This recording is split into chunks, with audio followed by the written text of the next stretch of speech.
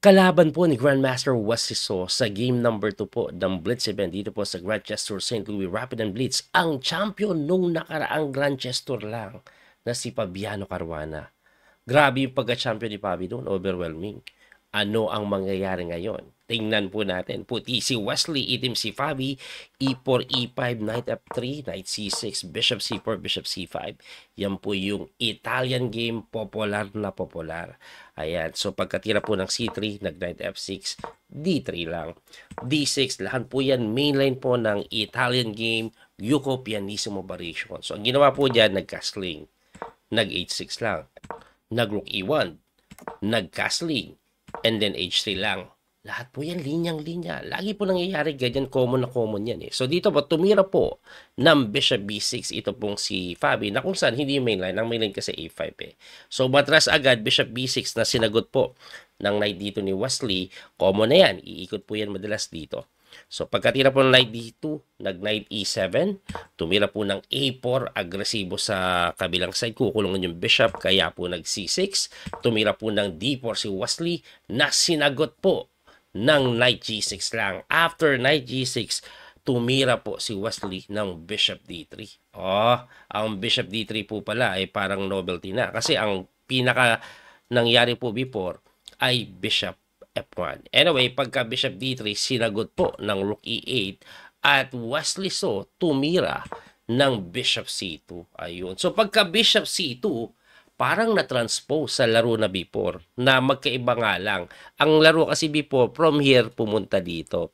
Eto, doon dumaan. Pero na-transpose din, doon din bumagsak. At dito po, ang common na tinitira, bishop E6. Meron po nagbi-bishop C7. May nag-A5 na din. Pero si Fabiano Caruana, tumira po ng talagang walang-wala na sa libro, kinain niya po yung D4.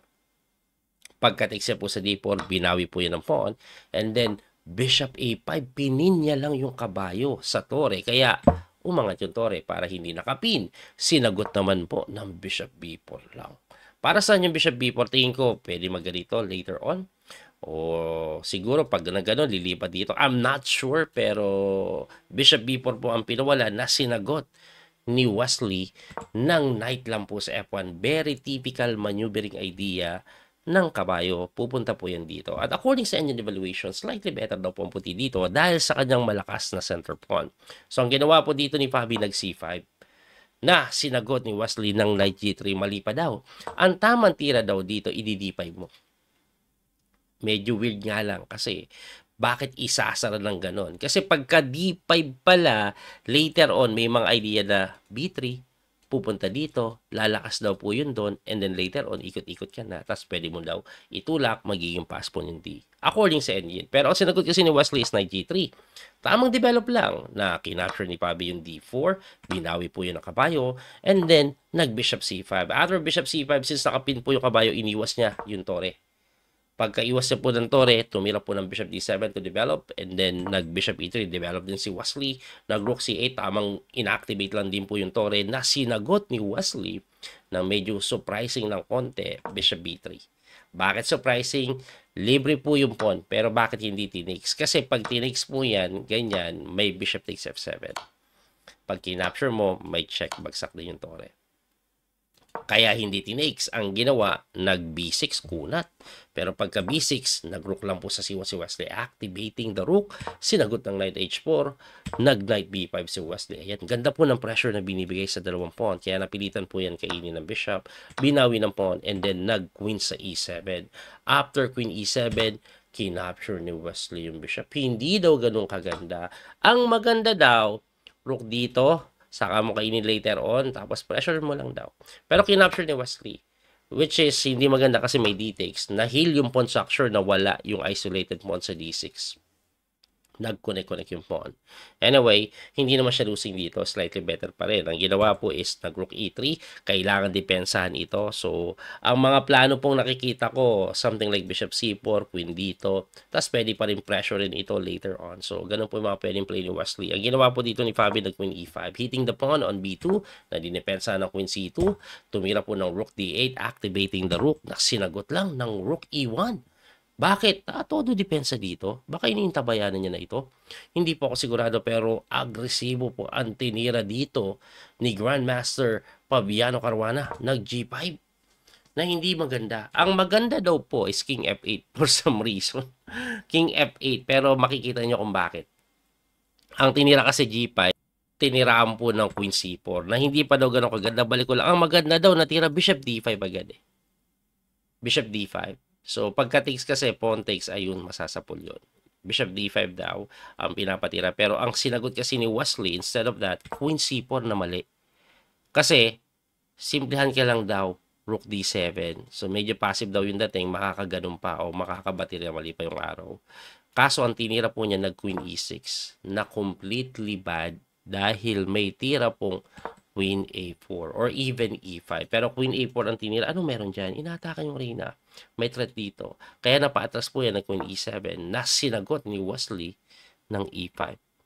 At kung mapapansin niyo po, wala na pong time si Fabi. 24 seconds na lang po si Wesley. Yung E5 po, hindi daw ganun kaganda. Ibalik ko lang ng konti. According sa engine, Rook E1 na lang daw. Pero kung ako ang white, ititira ko din E5. Kasi very tricky yung E5. Tingnan nyo yung ginawa Ang tamang tira daw po kasi after E5, mahirap tong unawain, queen lang dito. May threat na mati doon. Ngayon, pag dinipensa mo, playing F3, rook dito.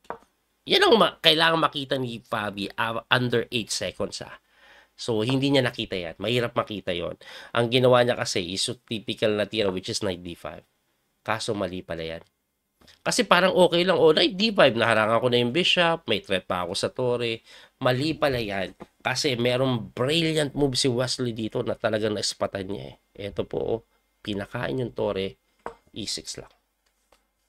Ang ganda ng brilliant move ni Wesley na yan. Hindi po pwedeng kainin ito dahil may takes, mabubuksan yon. So, wherever you put the king, kahit dito, kahit takes ka na, kahit knight promotion, endless capture ka, ganun, one piece up po yan, winning yan. Balik natin doon. Kaya ang ginawa po ni Fabi, in F5.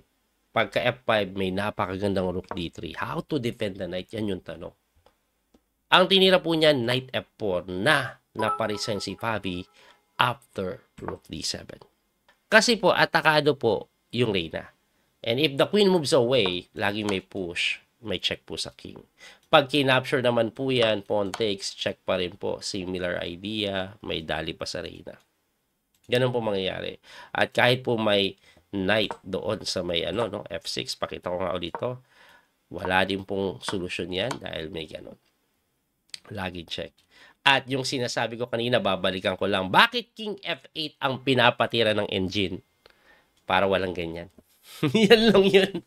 So, nakita niya sa bandang uli. No? Hindi ko kasi maintindihan King F8 kanina. Pero yun po yun. Kaya King F8 ang tira para walang ganyang idea si Wesley. Anyway, at dahil po sa panalo ni Wesley na yan, medyo ubangat si Wesley. Kasi 1.5 out of 2 po siya sa Blitz event. So, abangan nyo na lang po yung mga susunod natin na video bago ko ipakita yung kabuuan laro kasi maniwala kasi hindi. Live ako nanonood ngayon. Wala pa yung standing. Naglalaro pa iba. Abangan nyo po ang mga susunod natin video. Hanggang sa muli pagkita. God bless po mga kabiyay. Don't forget to like and share. Bye-bye po. Thank you. That little mouse, 'cause I'm an albatross.